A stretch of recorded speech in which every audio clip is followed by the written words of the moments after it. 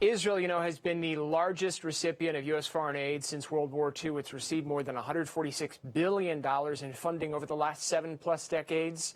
With this new scrutiny, we thought it was important to know, what are we sending to the Israeli military and why?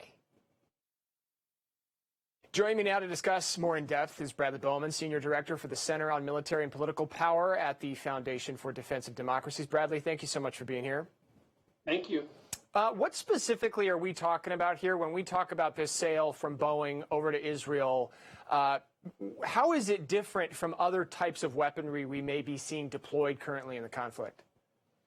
When we're looking at weapon sales to Israel, of course, the United States gives Israel about $3.8 billion a year in foreign military financing as well as missile defense funding.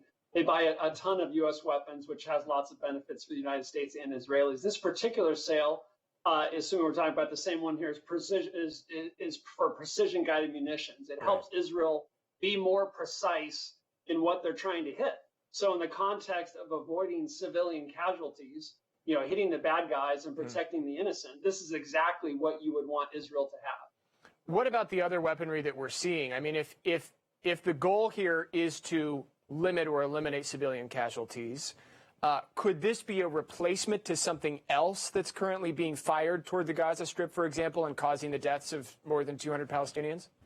I'm a former U.S. military officer, and I have to tell you, and I've really tried to look at this objectively and fair-mindedly, the steps I see the Israelis taking in the Gaza Strip, even though there have been horrible civilian casualties, both among Israelis and Palestinians, and the pictures of children, there's obviously heart-wrenching for anyone who looks at that. But I got to tell you that the steps that I see the Israelis taking are equal to or sometimes beyond that which the U.S. military takes to avoid civilian casualties. For example, I would just cite for your viewers, they will sometimes give civilians in a building that's going to be hit an hour's advance notice to get out. I mean, that's extraordinary. And then they'll follow up again shortly thereafter. And if you look at one of the most controversial strikes, the strikes on that building where there are a lot of reporters, according to the AP itself, there were no deaths in that strike because evidently they all received advance warning. And of course, when Israel does that, the bad guys get out too. They take their computers with them, so there's a cost. But Israel's are willing to endure that cost because they're trying to avoid civilian casualties. So I think it's important to kind of try to call balls and strikes here. And I see the Israeli taking extraordinary steps to avoid civilian casualties. What about the political calculation here? The Biden administration is simultaneously saying there needs to be a ceasefire and also here are weapons for you to use. How is that a logical, even political calculation? In terms of what we should be doing here, I think we should be focusing on depriving terrorists of the means that they use to kill civilians. And so if a few additional strikes on terrorists in Gaza Strip will give us a longer period of peace before the next strike or make them think twice before launching 4,000 rockets at civilians, I think that would be a good thing. And by the way, Iran and Hezbollah are watching this now, and I think they need to not come away with the impression that you can launch rockets in Israel and not have a very strong reaction. But beyond the